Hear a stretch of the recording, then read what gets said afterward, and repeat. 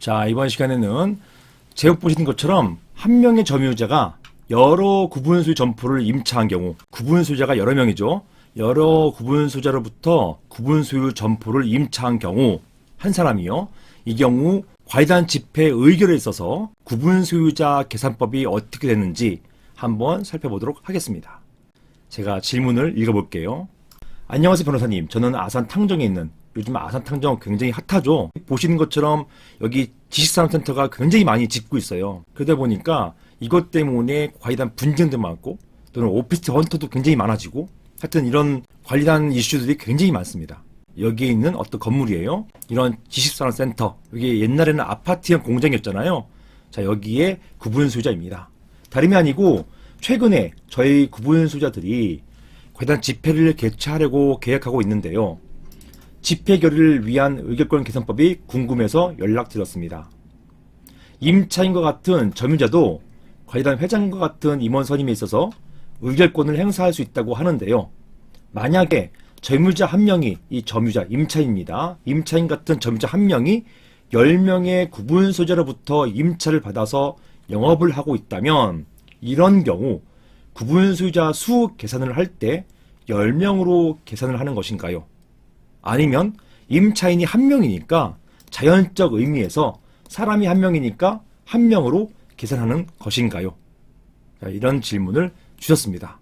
물론 이런 집합건물 관련해서 배경 지식이 있으신 분들은 쉽게 답하실 수도 있을 것 같아요. 그런데 이 부분에 있어서 실제로 쟁점이 됐습니다.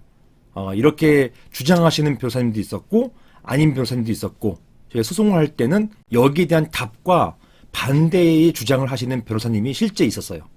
그것 때문에 혼동하실 수도 있겠구나 이런 생각이 들어서 제가 한번 이 부분을 정리해 봤습니다. 먼저 관련된 법부터 보실게요. 자, 사안 같은 경우는 점유자, 임차인 같은 점유자가 어떤 의결권을 행사하려고 하는 거잖아요. 이렇게 점유자가 의결권을 행사하는 그런 규정들이 집합건물법에는 세 가지가 있어요. 하나는 뭐냐? 보시는 것처럼 고용 부분의 관리, 두 번째는 관리인의 선임, 세 번째는 관리위원회 선임. 요 세 가지에 있어서는 이렇게 규정되어 있습니다. 즉, 구분소유자의 승낙을 받아 전유 부분을 점유하는 자, 임차인이나 임차인과 같이 실제 점유하는 사람을 말하는 것입니다. 이런 점유하는 자는 집회에 참석해서 그 구분소유자의 의결권을 행사할 수 있다. 이렇게 규정해 놓고 있고요. 관리인 선임도 마찬가지입니다. 거의 유사하죠. 구분소유자의 승낙을 받아서 전유 부분 점유하는 자는 과이단 집회에 참석해서 그 구분소유자의 의결권을 행사할 수 있다. 이렇게 되어 있습니다. 이걸 보여드리려고 하는 거예요. 관리위원 선임도 마찬가지인데 그 부분은 동일하기 때문에 생략하겠습니다. 아무튼 이 세 가지 경우가 점유자의 의결권 행사를 규정하고 있어요. 그리고 표현이 거의 유사해요. 보시는 것처럼 그 구분소유자의 의결권을 행사한다. 즉, 구분소유자의 의결권 범위 안에 있다. 이런 말입니다. 자, 그리고요. 집합건물법이죠. 제38조 의결 방법으로 과이단 집회의 의사는 특별한 규정이 없으면 구분소유자의 과반수, 이게 전체 구분소유자입니다. 법 규정이 좀 더 명확했으면 좋은데 그러지 못해서, 즉 이 구분소유자는 참석 구분소유자가 아니라 전체 구분소유자예요. 여기 전체란 말 써줬으면 참 좋았을 텐데 그 말이 안 써주니까 대부분 많은 분들이 참석 구분소유자의 과반수면 되는 줄 알고 계세요. 아닙니다. 전체 구분소유자의 과반수예요. 무조건입니다. 전체 구분소유자의 과반수, 그리고 미시예요. 엔드입니다. 그리고 전체 의결권, 보통은 지분입니다. 전체 지분의 과반수로서 의결한다. 어떤 기본적인 안건은요, 전체 구분소유자 과반수와 전체 의결권 과반수로 의결하도록 되어 있어요. 굉장히 엄격하죠. 이 집합건물법이 그것 때문에 문제가 많습니다. 참석 구분소유자 과반수가 아니라 전체 구분소유자 과반수이기 때문에 이게 전체 구분소유자가 안 모이면요, 성원조차가 안 돼요. 이런 문제가 있습니다. 그것 때문에 의결권 위임장이나 서면결의서를 적극 활용하는 것이 바로 그 이유인 것이죠. 자, 그래서 보시면요. 집합건물법 문헌상, 이 문헌이 뭐냐면 법 규정상이에요. 법 규정상 점유자의 의결권은 고유의 의결권, 점유자 고유의 의결권이라기보다는 구분소유자의 의결권을 대신 행사하는 것이다 라고 법원은 보고 있어요. 이것 때문에 그래요. 그 구분 소유자의 의결권을 행사할 수 있다. 이런 규정 때문에 본 바탕이 점유자 개인의 의결권이라기보다는 구분 소유자의 의결권을 대신 행사하는 그런 모습이 있다. 이렇게 보고 있어요.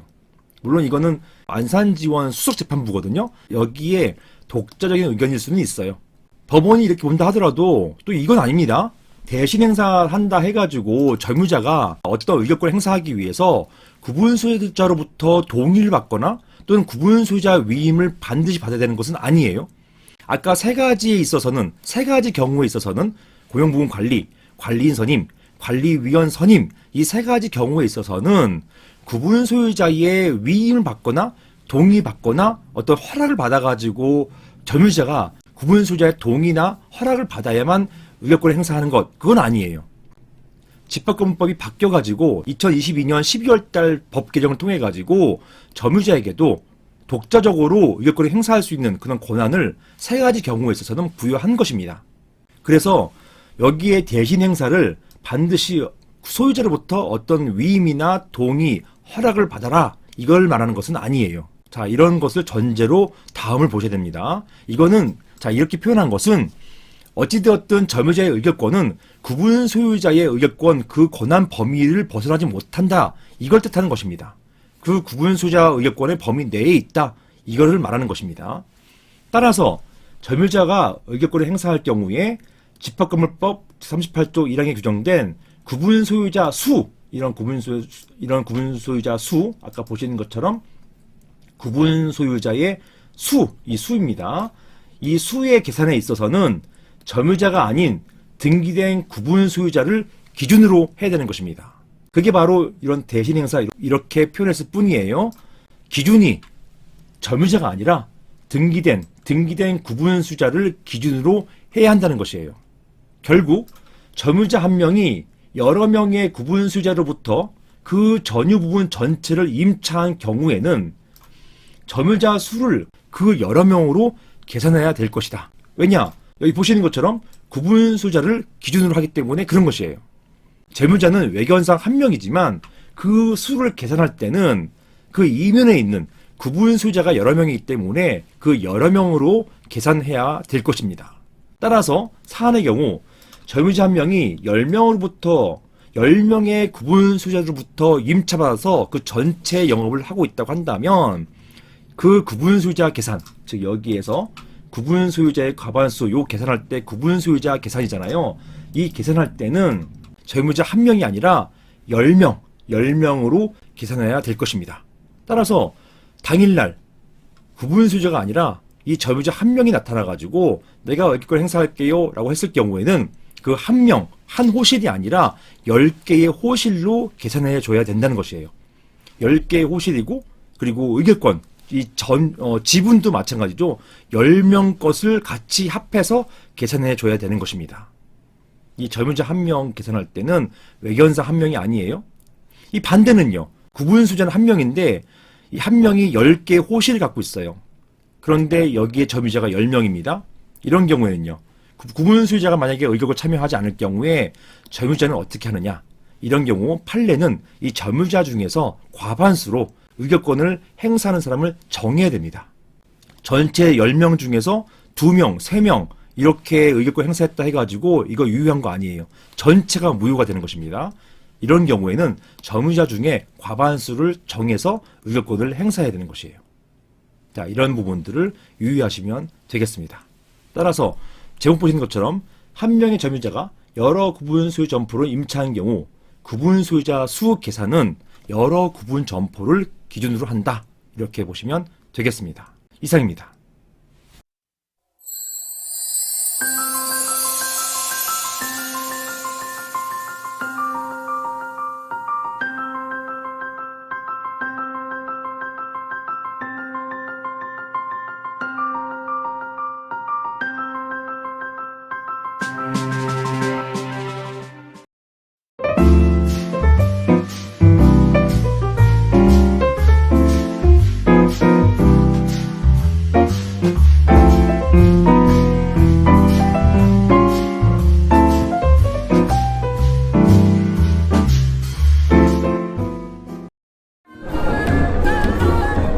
이번 역은 교대역, 법무법인 라움입니다.